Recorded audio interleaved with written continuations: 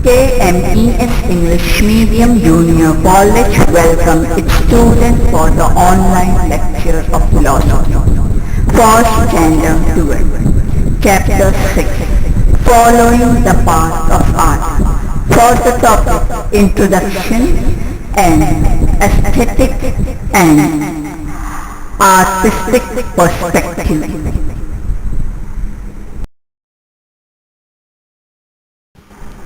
Student, Chapter 6, Following the Path of Art consists of the following subtopics: Introduction to Following the Path of Art, Aesthetic or Artistic Perspective, Aesthetic Experience, does beauty really exist or appear, the nature of art, artistic process and the form of art, objects of art and the scientific perspective. In today's lecture we would be looking at the first two things, that is introduction and artistic and artist perspective. Introduction. It is known that the idea of happiness is different for everyone.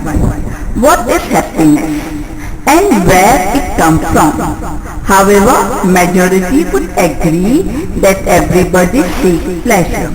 So, pleasure, happiness, joy, bliss, all this word describes the experiences and the state of mind we would like to have. What makes it possible for us to have such experience? We attain pleasure in many ways, in many forms. It is always pleasing to relish tasty spicy snacks in the chest. Our happiness knows no bounds when Indian team win the World Cup. It brings great happiness to us when we meet an old friend after a long time. What a great fun it is to help a young lad in the neighborhood to ride a bicycle. We help a person with special need to cross the road, and that is a special joy. It is a gratifying feeling when we see our parents happy with our success. In other words, our idea of happiness is related with our abilities and our qualities. Human ability to appreciate and create beauty is a very special one. This does not mean that they are absent in other organisms. Beaver builds a fine nest, spider knits web, birds crick, insects crawl on the sand to leave the pattern behind them. But are they capable of appreciating these and as beauty? We cannot say. We can however say at the moment that human consciousness is more evolved than other organisms, and humans have awareness of awareness. Thus their perception of beauty be different than other beings. In open and new world of aesthetic and artistic experience to them, human can experience happiness beyond the satisfaction of basic needs. It is the form of pleasure or joy. A blossom, dedicated fragrant flower, the colorful sky at the time of sunset, deep roar of the sea, sweet creeping of the bird, thundering and lightning that illustrate darkness, storm that make treetop bend and touch the ground. We witness many such attractive forms of nature. We are delighted by these experiences, sometimes feel excited, sometimes astonished, sometimes speechless. We call these experiences as aesthetic experience. They include the experience of both natural as well as man-made beauty. Art and the art-related practice. Despite human love for beauty and their capability to create too, artists Aesthetic is the branch of philosophy that studies aesthetic and artistic experience in depth. The concepts of beauty and the art have been a part of philosophical discourse since a long time. Aesthetic as a branch of philosophy emerged only in 18th century. German philosopher Baumgarten used the term aesthetic for the first time for such study. The word has its root in Greek term astronomia. Astronomia means sensory experience, whereas aesthetic means sensory experience and feeling, emotion created through it. He defined aesthetic as a branch which studies aesthetic experience. Kant differentiated ethical experience and the experience of sensory pleasure from aesthetic experience. This provides philosophical base to aesthetic.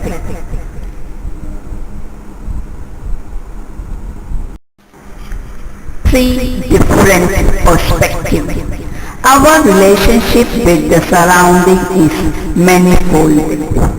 We relate with it through many channels such as sensory experience, feeling and emotions, intellect, thought, reasoning, imagination, action, evaluation, etc. Our experience with the world is rooted in three different perspectives. These three different perspectives are cognitive perspective, practical perspective and aesthetic perspective. Cognitive perspective. It highlights the nature of man as a knower. This knower wants to know about the origin of the universe, its nature and function. The knower is interested in knowing how many types of things are there in the world. What are they made up of? What kind of change do they go through? Which law principle govern this change? And such more. As we saw, science and philosophy originate from the same sense of wonder. System of understanding the world evolved. Development of technology enabled us to create instruments that reveal the unknown aspect of the world. The knower used these instruments as a natural observer. There is no place for the feeling of emotion, imagination, sensitive and the value in this experience. When you conduct an experiment in a laboratory, your personal likes, dislikes, emotion, mental state have no value there. All that matter is the subject of experience. Likewise, individual has no importance in the knowledge-centric perspective. The subject matter that is objective and object and the phenomena and interrelationship among them are important. Second type of perspective is practical perspective or utilitarian perspective. This perspective focuses on what is useful in life. Organism has a basic instinct to live and flourish and so does human. Thus we are constantly in search of what is useful to us and what is not. It is not just a sense of wonder or quest of knowledge that inspires us to do so. It is the basic biological instinct. In the process of evolution and in social cultural development, this instinct is also linked with the development of science and technology. Technological efficiency increases manifold when it is coupled with scientific knowledge. Accordingly, comfort goods also increase. Knowledge-centric and utilitarian perspective complement each other. Useful instruments enhance knowledge and enhanced knowledge develop our understanding of what is useful and what is not. Both this perspective classify objects and phenomena in nature in their own way. There are innumerable objects in the universe. Several phenomena occur in it. They are classified on the basis of similarity among them. Knowledge-centered perspective tries to seek the connection between the object and the phenomena of the law that govern them. The law are capable to every object and phenomena in its preview. Such typological representation is more important to knowledge-centric perspective than the actual existence of an object with all its particularities. Utilitarian perspective classifies objects on the basis of their utility, that is the function they perform. According to this perspective, objects are basically instruments. In order to make an object, first its use is determined. Then it is decided how to make the object, with what material and form, etc. Multiple types of objects are made for the same basic substance. Many things are made of wood, but their patterns are different. A chair, a table, a bench. Classifying all these objects according to their usage is a utilitarian perspective. Whereas identifying them as an object made from wood and then categorizing them separately from object made up of plastic or metal is known as knowledge-centered perspective. Another perspective that is different from the above-mentioned perspective through which we not only experience objects but also the world is an aesthetic perspective. This perspective does not inquire into what the object is made of, which law governs it, what is its function, what is its use, etc. Significance is given to the object of experience and the person experiencing it. Object classification is immaterial from this perspective. This perspective makes it possible to experience nature and object without having any specific purpose to begin with. It lets the sensation and image emerge in the mind in the way in which they actually emerge. What is significant is in this experience is the specific nature of the object that is experienced and of a person who is experiencing. Artistic perspective is interested in experiencing various form, type of nature, particular object, individual and social life with their particularity. Aesthetic perspective has a special significance in philosophy. We have studied metaphysics, epistemology and ethics as a branch of philosophy. The qualities such as human sensitive, imagination, creativity, emotionality and other such remain on the periphery in all these branches. Aesthetic study these qualities and enrich our understanding of human. It does not study the human, non-human aspect of existence, merit for it, bearing upon human existence, but also reflect upon sheer experience of existence and its impact on individual states of mind. Aesthetics presents a very different view of objects, people, relationships, phenomena that we experience. Thus we are able to connect with pure existence of things, recognizing their particularity and value, which are beyond human utilitarian perspective.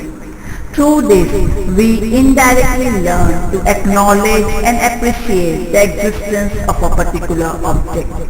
In aesthetic perspective, non-human existence, nature does not remain an isolated existence.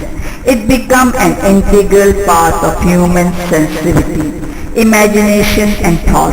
Human sensitivity is creative, brings out novel aspects of nature and also inspire us to understand the manifested existence beyond what is generally known.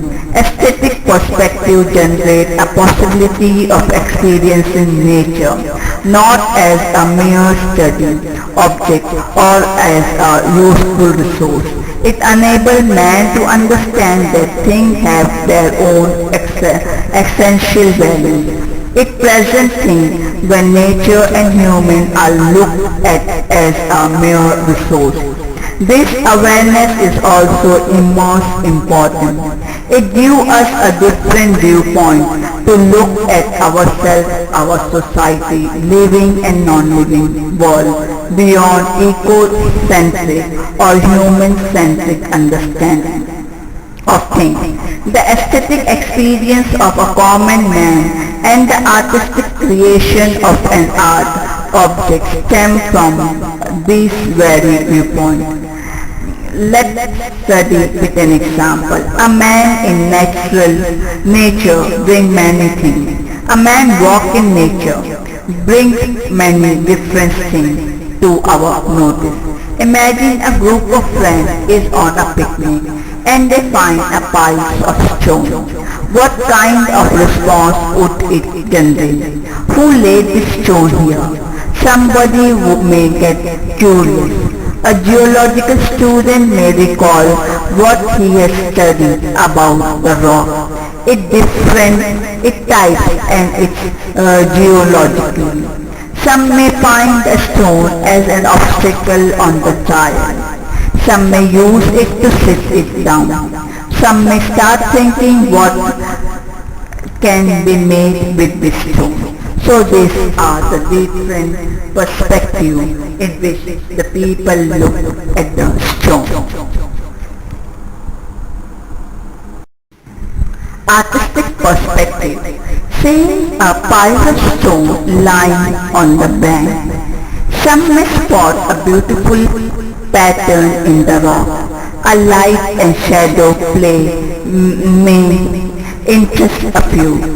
Glass of rock particle may blossom somebody. Its soft touch might be appealing to some. An artist may think of making a sculpture out of it. When a sculpture works on a stone or an artistic design, a structure of a monument, he realized the potential in stone, its ability to withstand extremities of season. He also experienced how rock manifests itself in bright light, twilight, the light proclaiming, go through clouds, darkening, evening, etc. Through the feeling expressed by the image, idol created by the sculpture, the material is inanimated stone as its living, dynamic and positive existence. This is how essential values of nature, of every phenomena in nature of objects like stone are revealed through work of art. This awareness is important aspect of culture. Like stone, which is a natural object, we also take man-made objects such as table from granted in our day-to-day life. An artistic make us aware of them too, through expression and image related to this. Imagine you are looking at the painting. A table is drawn on a canvas. There are few papers on the table and eyeglasses removed from the eye. This image might study, emulate our memory to our grandfather or our grandmother, getting up from the table just after scrubbing something. You may also recall your favorite author, a philosopher or even a leader. This image of paper and glasses may evoke the memories and emotions.